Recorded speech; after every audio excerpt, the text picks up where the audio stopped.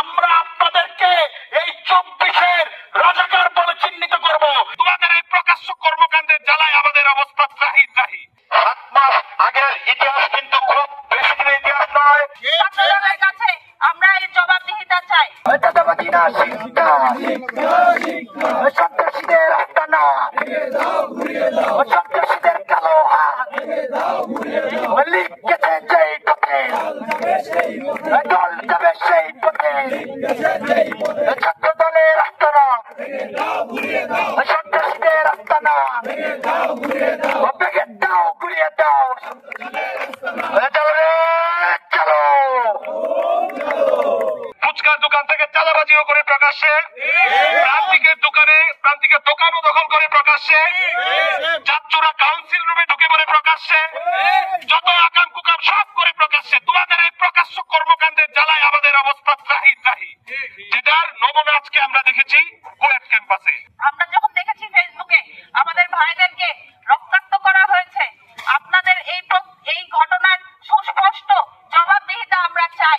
ছাত্রদের কাছে আমরা এই জবাবদিহিতা চাই। ক্ষমতায় না গিয়ে একদল যে ধরনের সন্ত্রাসী কর্মকাণ্ড যা চর্চা করা শুরু করেছে, আমরা এখান থেকে আভাস পাই যে তারা যদি ক্ষমতায় যায় তাহলে তারা কতটা ভয়ঙ্কর হয়ে উঠতে পারে। এই সকল দলকে আমরা বলে দিতে চাই, 7 মাস আগের ইতিহাস কিন্তু খুব বেশি দিনের ইতিহাস নয়। আপনারা যদি আপনাদের এমন চিহ্নিত রাজনৈতিক কর্মকাণ্ড আপনারা চালিয়ে রাখেন, তাহলে লীগের মতো ক্যাম্পাসগুলো থেকে আপনাদেরকে বিতাড়িত করতে আমাদের বিন্দু পরিমাণ সময় আমরা দেব না। কোটি মানুষের আস্থার ভালোবাসায় 11 বারের মতো দেশের 1 নম্বর রেফ্রিজারেটর ব্র্যান্ড ওয়ালটন। এই যে 2000 শিক্ষার্থীদের রক্ত, আহত, পঙ্গুত্ব যারা বরণ করেছে, এই বিনিময়ে আমরা যে বাংলাদেশ পেয়েছি, সেই বাংলাদেশে আবার কেউ এসে শিক্ষার্থীদের গায়ে হাত তুলবে, ছাত্র সমাজের গায়ে হাত তুলবে, তাদেরকে কমাবে, সেইটা দেখার জন্য না। আমরা স্পষ্ট করে বলে দিতে চাই, পৃথিবীর অন্যতম শক্তিশালী স্বৈরশাসক শেখ হাসিনাকে মাত্র 36 দিনে আমরা বিদায় করেছি। ছাত্রদল নামক এই সন্ত্রাসী গোষ্ঠীকে, বিএনপি নামক এই সন্ত্রাসী গোষ্ঠীকে বিদায় করতে 36 মিনিটও সময় নেবে না ছাত্র সমাজ। আজ যদি দেশের কোন একটি শিক্ষা প্রতিষ্ঠানে, দেশের কোন একটি ক্যাম্পাসে ছাত্রদল কর্তৃক আমাদের সাধারণ শিক্ষার্থীরা লাঞ্ছিত হয়, ছাত্রদল কর্তৃক আমার কোন ভয়ে, আমার কোন বলের এবং আমাদের কোন শিক্ষকের এক বিন্দু রক্ত ধরে তার পরিণাম লীগের চেয়েও ভয়ানক বলে আপনাদেরকে আমরা শুনতে দেব।